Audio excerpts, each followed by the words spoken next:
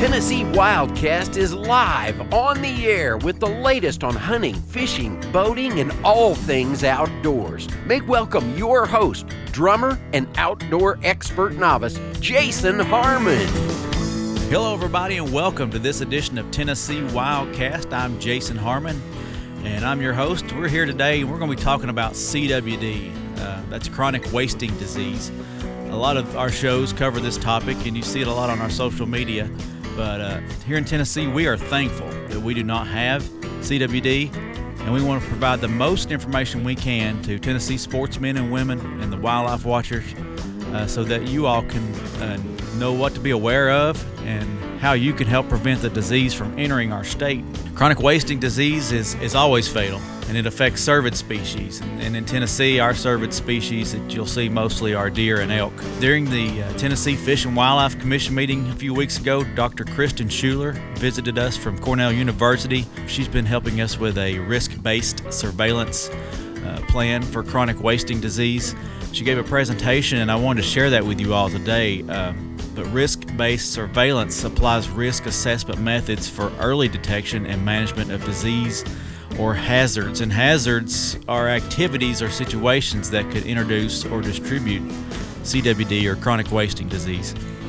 This is a much more cost-effective system than traditional surveillance, so it's a good plan, good place to start. Some of the goals for the risk assessment and surveillance plan is to provide information to guide decisions on CWD sampling, and then hopefully we can find the earliest intrusion into the state. Gives us the best opportunity for a management response and hopefully the ability to eradicate the disease from the state if we can find it early enough. Once a disease is established, management strategies must change. So to maximize likelihood of detection, the first CWD positive, Dr. Schuler will hit all these ideas on how we can change our strategies and hopefully keep CWD from coming into our state. We want to make sure Tennessee is CWD free for a long time. So now here's the deer program leader for TWRA, Mr. James Kelly. He's going to introduce Dr. Schuler, and you're going to hear a great presentation. Stay with us. My name is James Kelly. I'm the deer management program leader. It is my pleasure to introduce to you today a very special guest speaker, Dr. Krysten Schuler. Dr. Schuler has very recently, in the past few years, become one of the foremost voices on chronic wasting disease, or CWD, prevention and CWD surveillance in the country. Dr. Schuler is a disease ecologist and the co-director of the Cornell Wildlife Health Lab at Cornell University in Ithaca, New York, and that's the state of New York, not New York City. Dr. Schuler lives on a farm there in upstate New York. But in her professional capacity, she works very closely with New York State's Wildlife Agency and their wildlife health program, and that's actually where I had the pleasure of getting to know Dr. Schuler during my brief stint in New York State, and that's also where I got to learn firsthand about the risk-based CWD surveillance plan that she developed for New York State. And it wasn't long after I started here at TWRA that I reached out to Dr. Schuler and started a conversation about perhaps her helping us develop a similar plan for Tennessee. And thanks to the commission, your foresight, and our director's foresight for setting aside funding for chronic wasting disease prevention, response, and surveillance, we were able to turn those conversations into a scope of work and then shortly after into a contract. And we've been working on this project for a little over a year now, and we're at the final stages of it. It's been a collaborative effort, and especially within the agency. I'd like to publicly thank Kate Taylor and the rest of the law enforcement division for helping us with the CWD risk assessment portion of this project, and our regional biologists for also helping us with the risk assessment.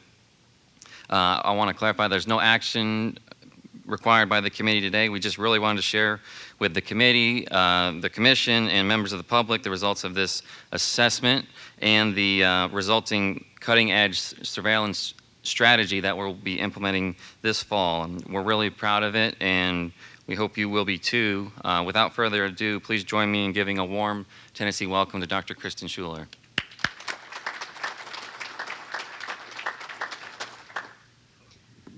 Well, thank you very much. It's an honor and a pleasure to be here. The elk trip this morning with the commission was really a great benefit, so I appreciate the opportunity to be here to talk about this plan.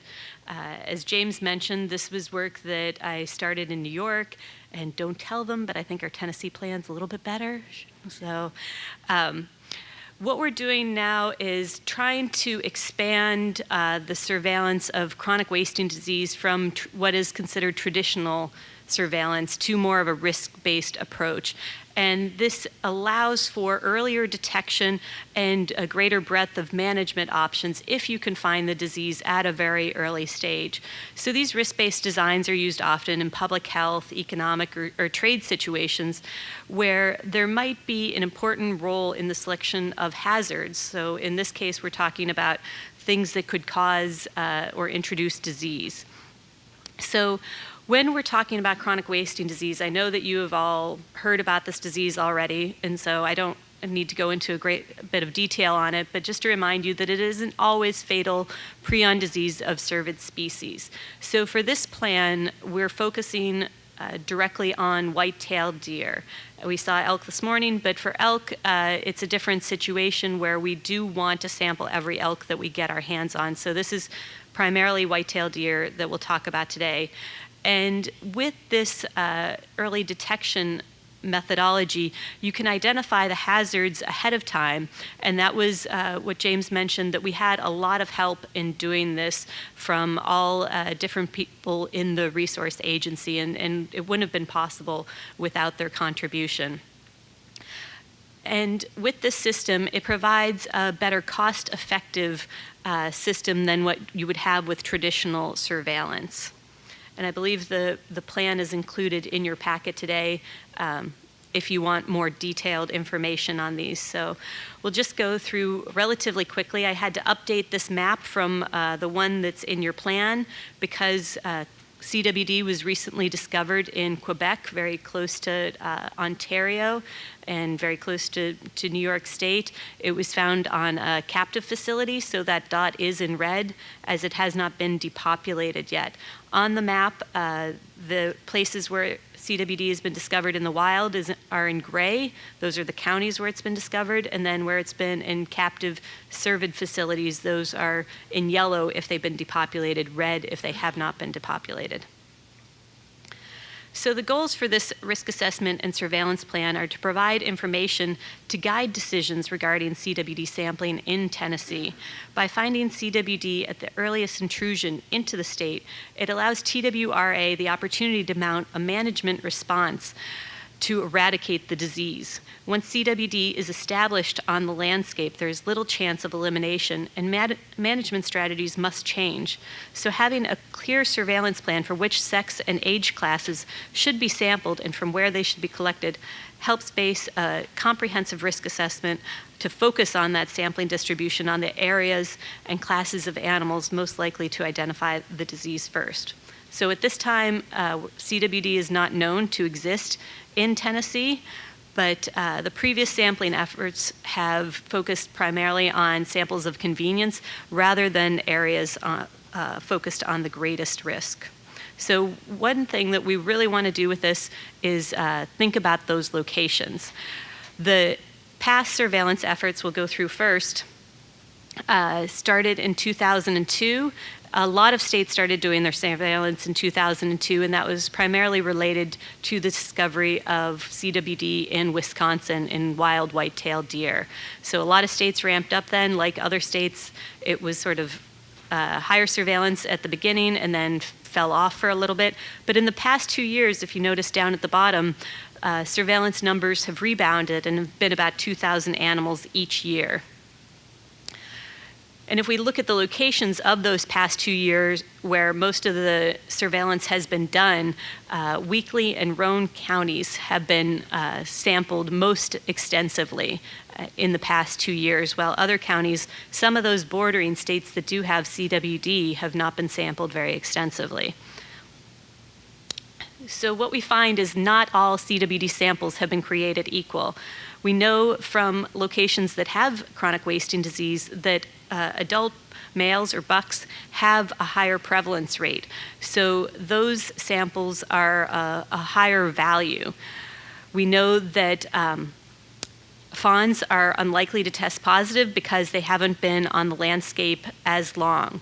But regardless of sex and age, we want to make sure that we sample any animals that are appearing abnormal or sick, and those are our highest priority, and we always want to get a sample from those.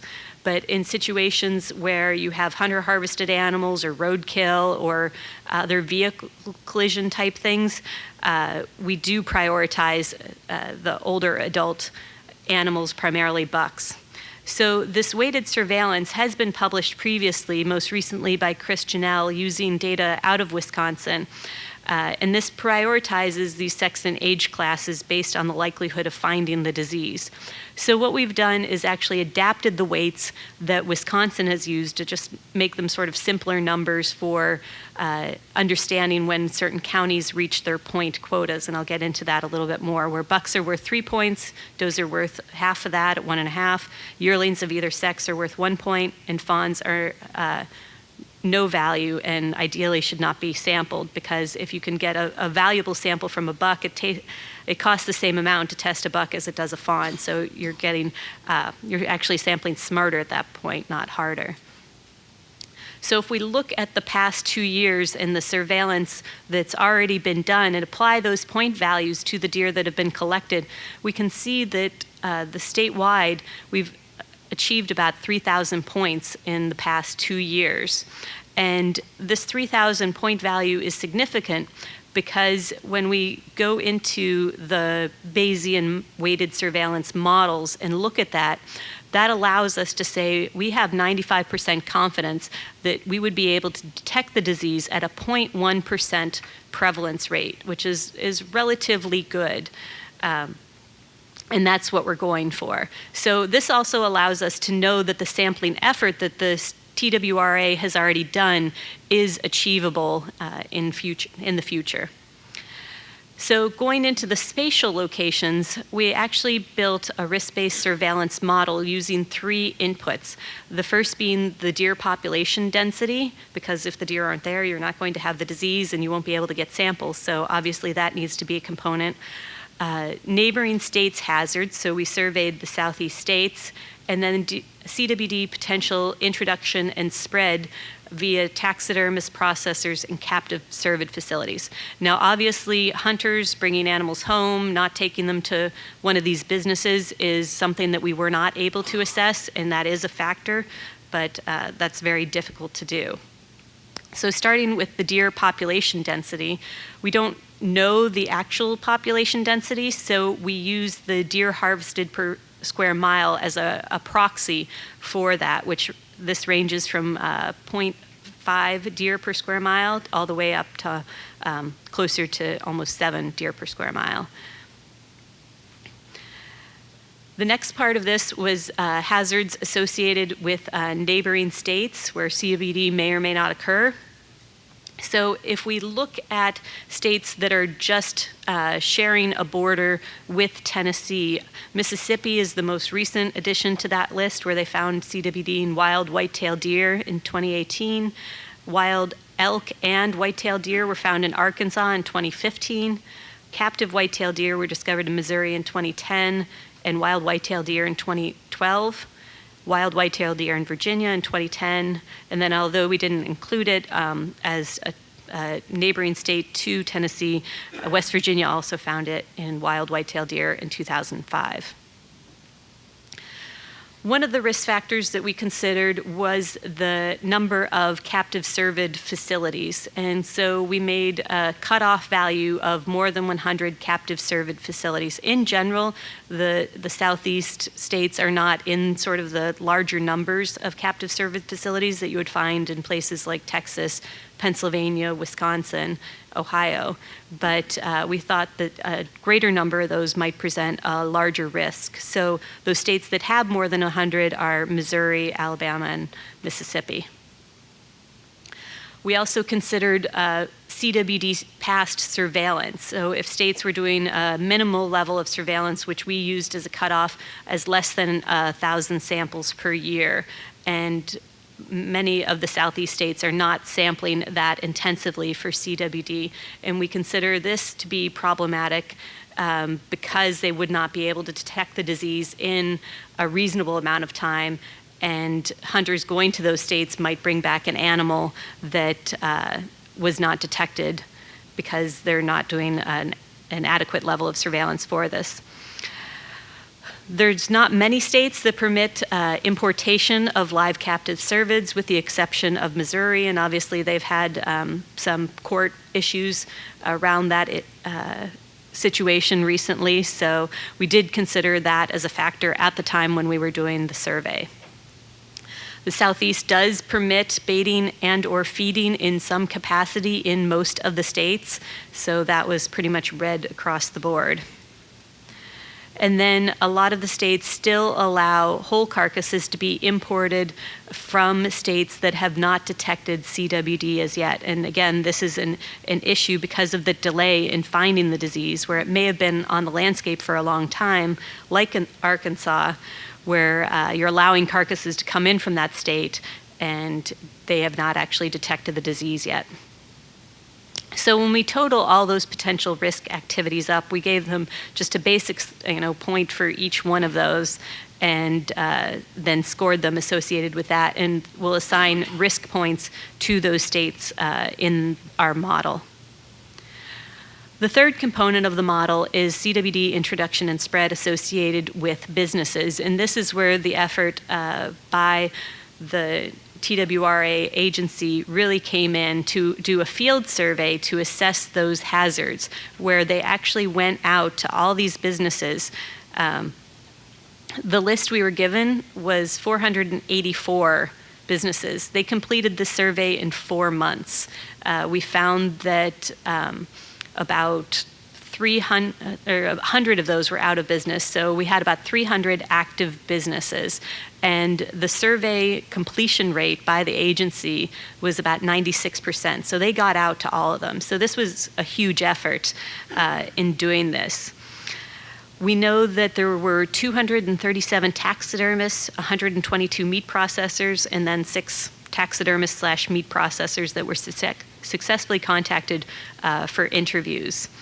75% of the taxidermists and 83% of the meat processors have received animals from outside of Tennessee. So that's a relatively high proportion of these businesses do have animals coming in from outside. So with any disease process, it's not just enough to have the disease come in. It has to get out there on the landscape where it can be exposed to wild deer.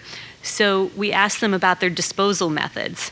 And what we found was that 37% of the taxidermists and 22% of the processors used methods that could leave prions in the landscape, such as open pits, composting, discarded on the ground, or fed to other animals. 69% of the businesses overall used a landfill or rendering service that would make the prions unavailable to wild cervids or scavengers.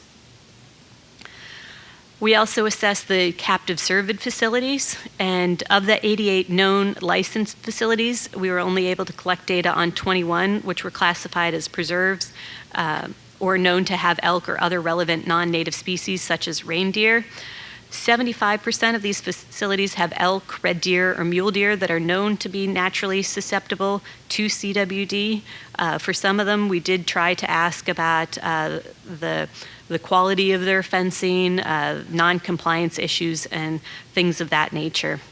But this is an area where better cooperation with the Tennessee Department of Agriculture could be strengthened. In New York, we do have a system for white-tailed deer operations where it's jointly administered for between the Ag and Wildlife Agency. I know that you don't have captive whitetail in the same way that you do have other species, but with the high fence operations where whitetail could be coincidentally held that are not currently regulated, that might be an area for further investigation.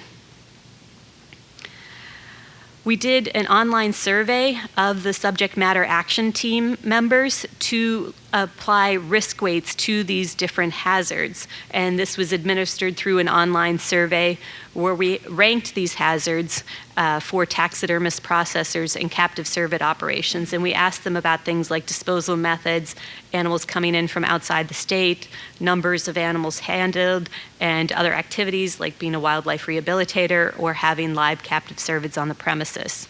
On the captive cervid side, we asked about things like fence quality, importation, compliance issues, if they ran a preserve with a shooting operation or had any other additional activities.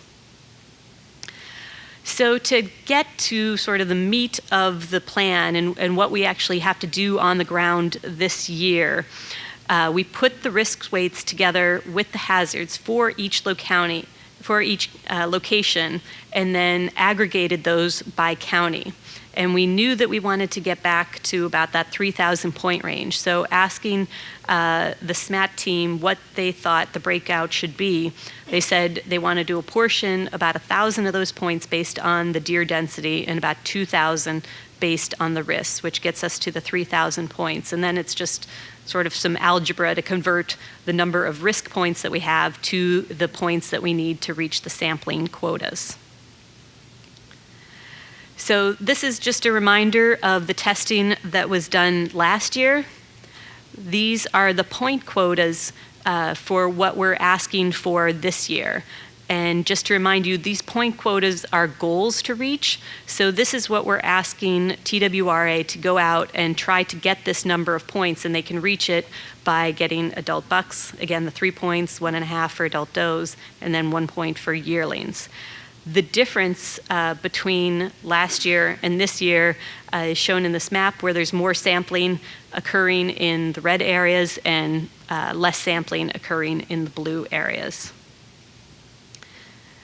So this is a lot of number crunching to keep track of. So we did build a database to make sure that the agency has full control over all these numbers. They can change them as needed as the plan needs to be updated. But one of the key components is to make sure, this is just showing a screenshot of the database, if any of you are familiar with Access, that all these model parameters are in there and can be changed relatively easily as needed. And then within the database, for each year, is the county point quota, and then as those samples are being collected, those demographic point values are applied to that. When the testing results come back from the lab, those go into the database so we can keep track of them. And then on a regular basis, weekly, twice a week, reports can go out to the biologists to let them know how close they are to that reaching that point quota, so that they don't have to expend more effort than they already have in collecting samples. So just to give you an example, I just randomly picked Hardin County, the sampling for this year. The deer density for that was estimated to be about 4 deer harvested per square mile, which gives an average of 17 points out of that 1,000 that we wanted statewide. From the risk points, we know that there were 11 processors and taxidermists in business in that county. There were no captive cervid facilities, but the neighboring state is Mississippi, which basically had all the risk factors that we identified. So we have a larger number of points coming from risk associated with that county. So the total point quota for that county is 71. Last year, there was only 1 deer sampled in this county. So this year, there's a variety of different ways to reach that 71 point quota. You could collect 24 bucks and work with the taxidermy program that has been in effect since 2015. You could collect 48 does or 71 yearlings at 1 point apiece, or any combination of those to try to reach that quota. So with that, I'm happy to take any questions.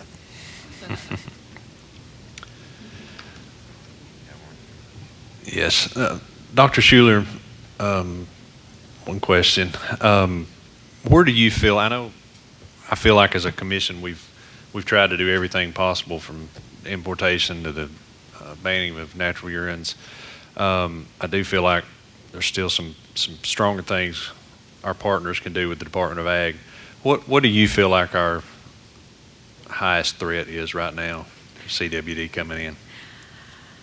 Right now, I think that you still have a lot of hunters that probably go out of state, and they might not be necessarily paying attention to the carcass ban quite yet. And so I think getting the word out that that ban is in effect, making sure that they know that it's out there is really important. And I think that you can work with the taxidermists and processors to help educate people, because they do worry. We've had these businesses call and say, hey, I got a whole deer in from out of state and I don't want to touch it because I know that these people shouldn't be bringing it in. But making sure that you have that that well established as far as a communication strategy. With the captive cervid facilities, there was a lot of confusion on my part trying to sort out the different rules for each one, and we went back and forth, and I know that a lot of the TWRA folks talked to TDA and seem to have a good working relationship there. It's good that you can't bring in whitetail deer because that's a huge risk, but the Quebec situation, that was a red deer, and there's so much movement of captive cervids around the country, and we've been asking USDA for years now to provide an epidemiological picture of nationally what it looks like, and they have not been able to present that because record keeping is usually relatively poor or difficult based on sort of the spider webs that go out from these facilities. So import of any kind of captive cervids could be problematic. Thank you very much for being here. Thank you.